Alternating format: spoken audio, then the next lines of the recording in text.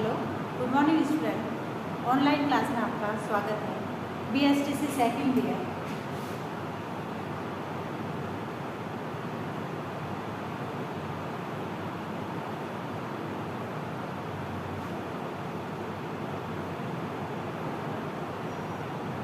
सामाजिक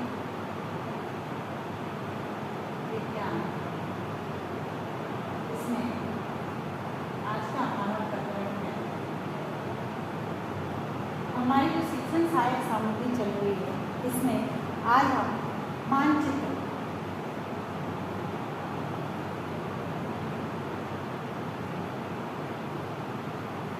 इसको समझेंगे।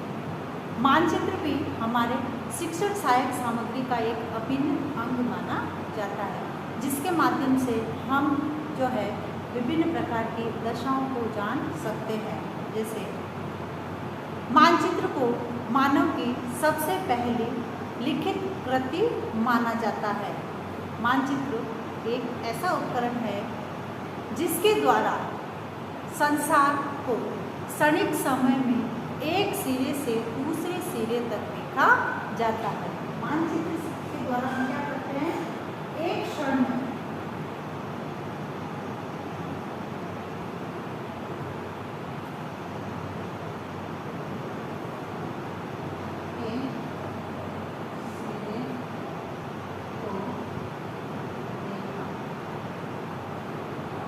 एक क्षण में संसार के एक सिरे को दूसरे सिरे तक देखा जा सकता है। मानचित्र सामाजिक विज्ञान में मानचित्रों का प्रयोग किसी स्थान की दूरी,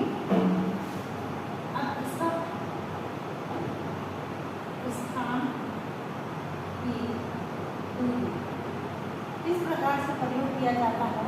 स्थान की दूरी, देश की सांस्कृतिक,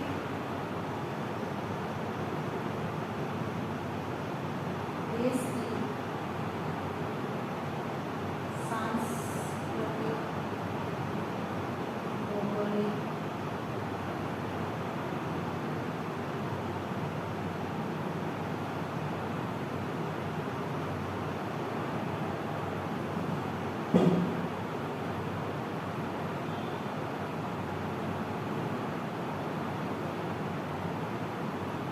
भौगोलिक स्थिति,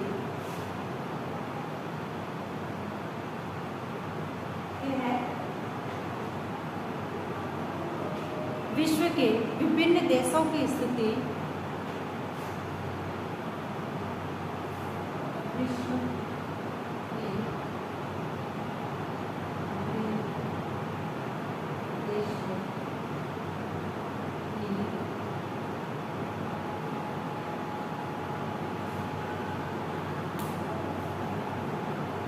विभिन्न देशों की स्थिति, देश की नदी, समुद्र, जनसंख्या, पैदावार, खनिज पदार्थ, जलवायु, महाद्वीप, महासागर, विश्व में कितने देश हैं, कितने राष्ट्र हैं, कौन सा देश कहाँ है, इन सब के बारे में जो है ज्ञान प्राप्त किया जा सकता है। क्योंकि जहाँ हम पहुँच नहीं सकते, वहाँ पर हम मानचित्र के माध्यम से जो है वहाँ की स्थिति का ज्ञान प्राप्त कर सकते हैं।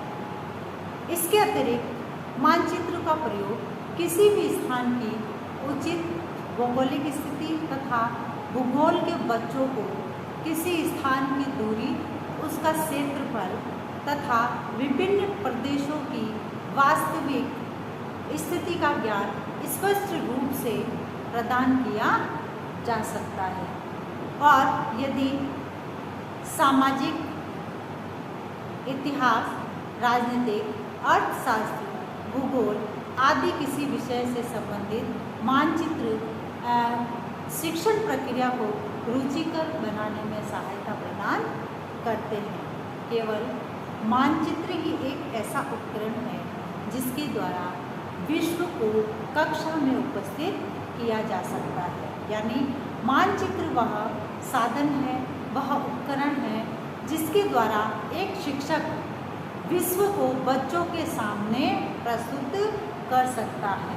क्योंकि मार्केट में जो है कई प्रकार के जो है मानचित्र उपलब्ध होते हैं, जिसमें देश का भी होता है, संसार का भी होता है, अपने राज्यों का भी होता है, जिले का भी होता है।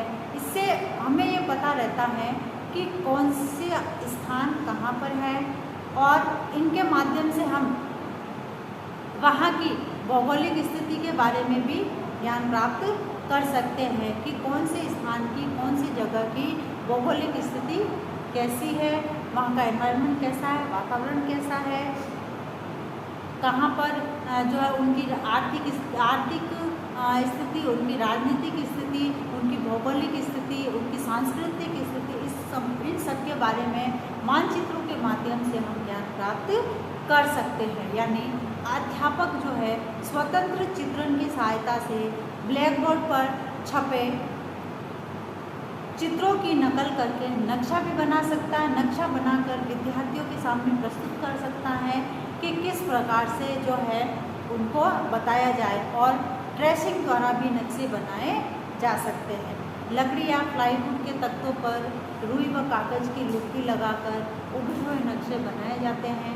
अतः अध्यापक जो है अपनी आवश्यकता के अनुसार जिस प्रकार से भी जो है वह मानचित्र का या नक्शा बना सकता है, यानी अपने शिक्षण कार्य में उसकी अपनी आवश्यकता के अनुसार जो है मानचित्र का प्रयोग कर सकता है।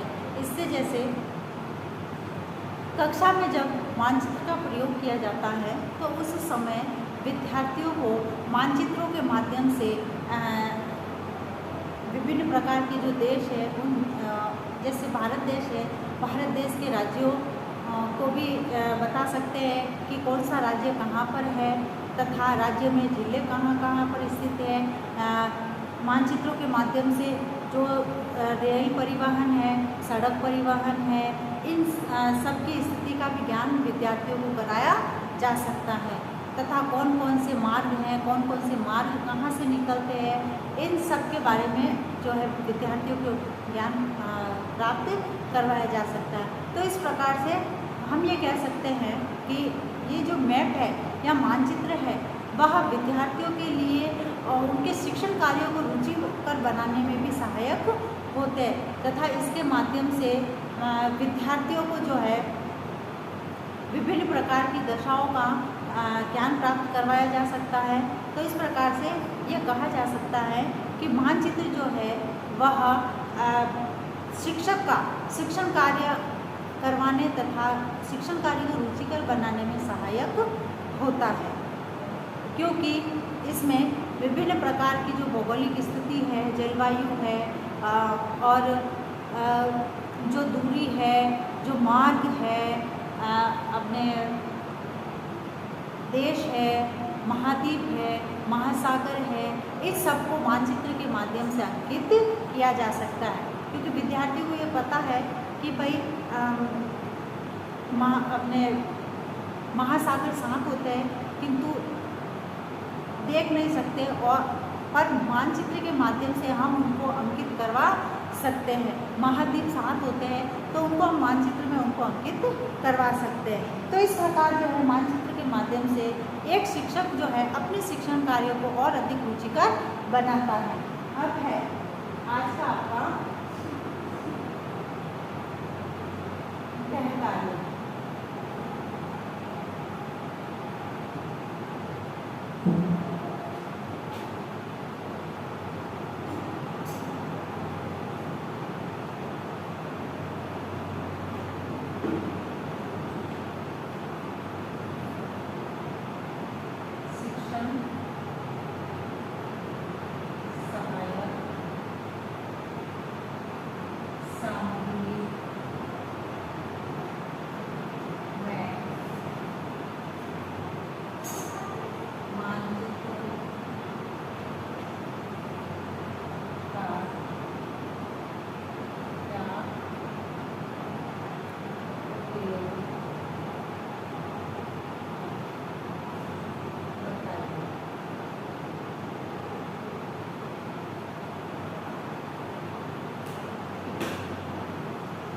अब एक विशेष बात, जैसे कि सभी जानते हैं कि कोरोना जैसी महामारी भयंकर रूप से फैल रही है। अतः इससे बचाव हेतु हमें उपाय करने, हाथों को सैनिटाइज करना, उनको मास्क लगाना, सोशल डिस्टेंस का ध्यान रखना। स्वस्थ रहे, सुरक्षित रहे। धन्यवाद।